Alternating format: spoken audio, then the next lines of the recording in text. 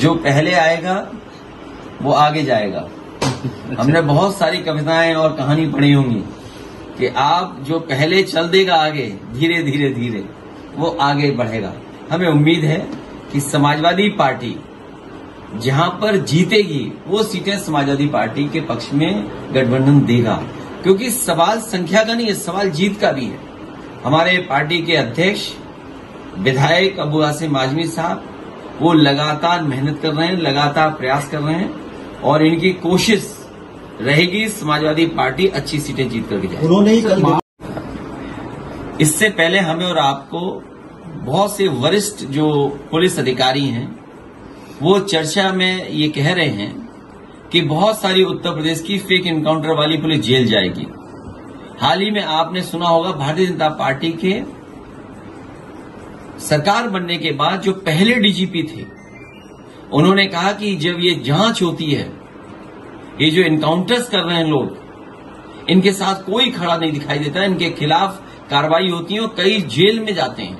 और उन्होंने संख्या भी बताई कि इतने पुलिस के लोग जेल जा चुके हैं। आप इनकाउंटर नहीं कर रहे हैं, इनकाउंटर नहीं हो रहा है, ये हत्या हो रही है और ये पूरी जनता देख रही है। ये कोई मैं नहीं देख रहा हूं या आप नहीं देख रहे हैं, चर्चा करें न करें, जनता देख रही है।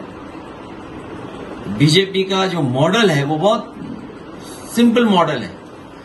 वो पहले अन्याय करते हैं, अन्याय का अगर आप विरोध करते हैं तो पुलिस से आपको फंसाते हैं, झूठे मुकदमे लगाते हैं, आप पे कार्रवाई करते हैं। अखिलेश जी, महाराष्ट्र में लोगों को मैं जानकारी दे दूं, सबसे पहले इस तरह की माताओं बहनों के लिए, खासकर गरीब परिवार की, उत्तर प्रदेश ने शुरू की थी कि वहां गरीब परिवार की माताएं बहनों को हम लोग समाजवादी पेंशन के माध्यम से सम्मान देते थे। धीरे धीरे ये लग रहा है कि वो योजना सफल थी, कई प्रदेशों ने वो योजनाएं अपनाई हैं। समाजवादी लोग लैपटॉप भी देते थे, कई प्रदेशों ने लैपटॉप भी दिया उनकी सरकारों ने। समाजवादी लोग बेटी को आगे पढ़ने के लिए, आगे बढ़ने के लिए योजना बना करके मदद करते थे, वो भी बहुत लोगों ने अपनाई है। तो ये तो समाजवादी लोग बहुत पहले कर चुके थे।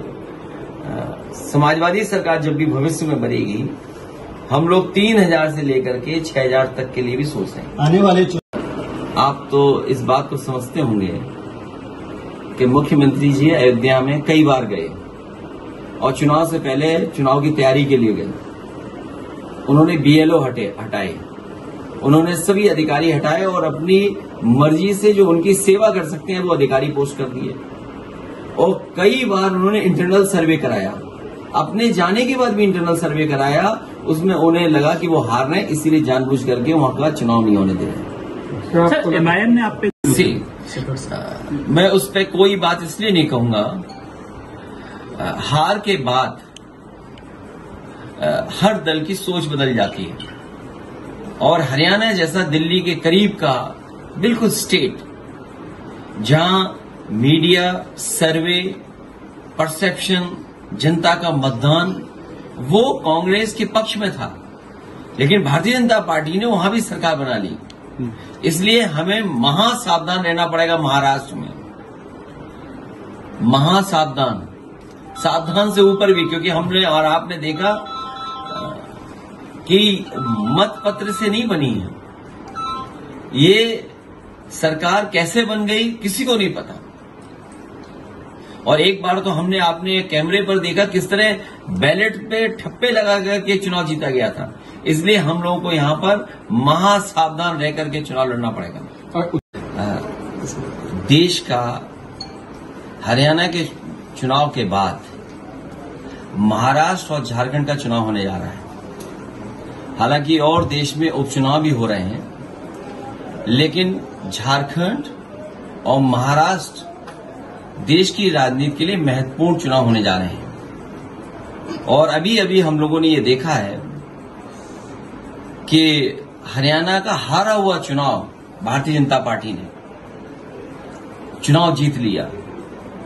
इसलिए महाराष्ट्र और झारखंड, इसमें जितने भी दल हैं, खासकर इंडिया गठबंधन के जितने सहयोगी दल हैं, हम सब मिलकर के भारतीय जनता पार्टी को हराएंगे, मुकाबला करेंगे। सर,